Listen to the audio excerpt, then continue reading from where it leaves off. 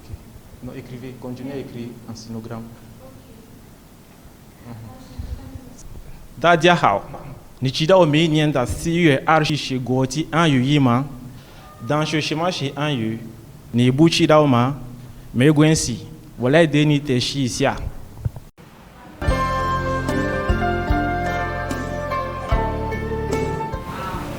对吗？对，很好呀。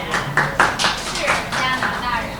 Considéré comme une importante langue des affaires à côté de l'anglais, le chinois mandarin est l'une des plus anciennes langues écrites encore utilisées aujourd'hui.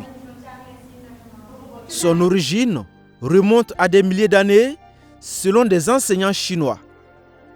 Et comme toutes les langues, elle a évolué pendant des siècles avant de devenir la langue officielle de la Chine. Le mandarin a été adopté comme la langue officielle de la Chine en 1955.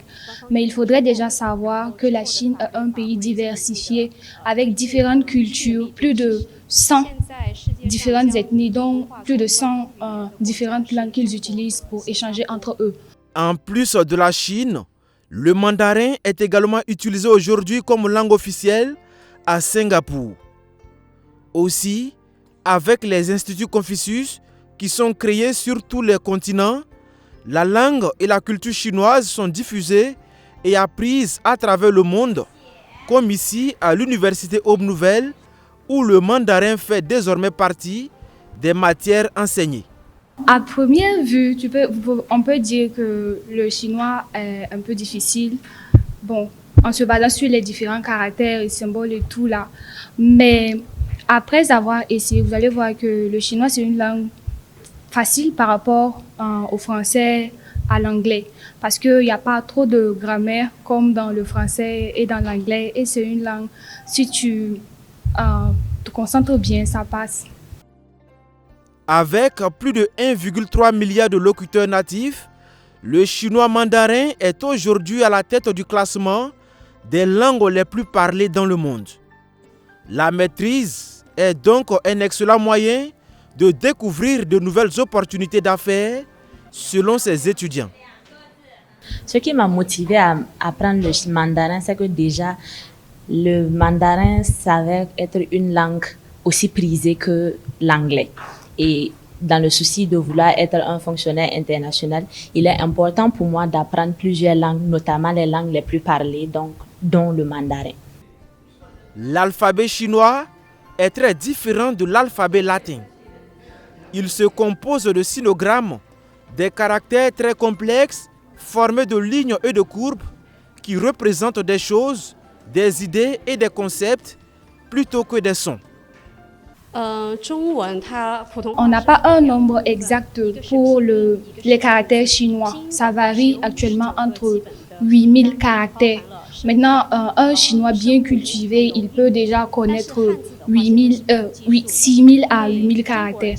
Maintenant, au niveau du pinyin, au total, on a 59 unités importantes au niveau de la langue chinoise. Maintenant, c'est divisé en 3 parties.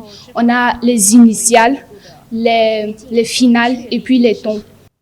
La légende raconte que les caractères chinois auraient été inventés par Tang Jie, appelé couramment empereur jaune, il y a plus de 5000 ans. Il aurait observé comment les chasseurs reconnaissaient les empreintes des animaux sur le sol et s'en serait inspiré pour créer des signes permettant d'exprimer des choses. 在黄帝时期，有一位叫仓颉的史官，觉得人们可以。 Dans la Chine ancienne, les gens ne savaient pas écrire, mais ils avaient une méthode qui les permettait de se rappeler des événements importants.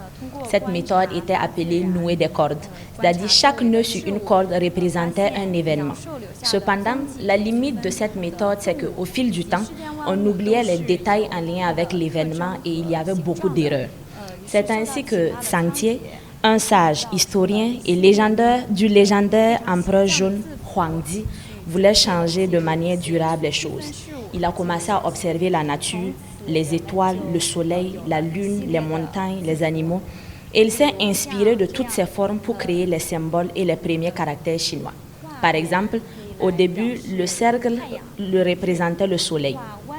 Une ligne court pour la lune, une figure ressemblant à un arbre pour l'arbre et l'eau. Ces signes étaient d'abord des pictogrammes, puis sont devenus des caractères avec un sens plus abstrait. C'est en 1946 que le chinois mandarin a été établi comme une langue officielle de l'ONU. La première journée de la langue chinoise a été célébrée le 12 novembre 2010 et la date a été changée plus tard au 20 avril pour correspondre au Guyu, le 6e des 24 termes solaires selon le calendrier chinois.